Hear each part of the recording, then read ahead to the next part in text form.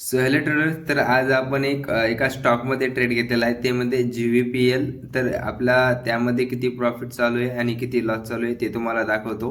त्या अगोदर मी ट्रेड कुठे घेतलेला आहे ते पण तुम्हाला दाखवतो, संपूर्ण ॲनालिसिस सांगतो.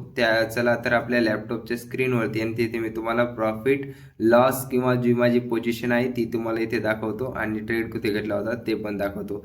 त्या अगोदर जर तुम्ही आपल्या पेजवरती नवीन आला असाल तर आपल्या पेजला फॉलो करायला विसरू नका. तर इथे तुम्ही बघू शकता, इथे आपण GVPIL मध्ये आपण एक ट्रेड घेतलेला आहे. तर इथे पाहू शकता तुम्ही, इथे एक रेजिस्टन्स आहे आणि एक सपोर्ट एरिया आहे. तर इथे रेजिस्टन्स तुम्ही पाहू शकता 390 आहे आणि इथे पाहू शकता हा एक रेजिस्टन्स आहे आणि 375 पाशी एक रेजिस्टन्स आहे. तर त्या एरियावरती आपण एक ट्रेड घेतलेला होता. इथे बघू शकता तुम्ही, थोडा मी तुम्हाला इथे झूम आउट करून दाखवतो आणखीन.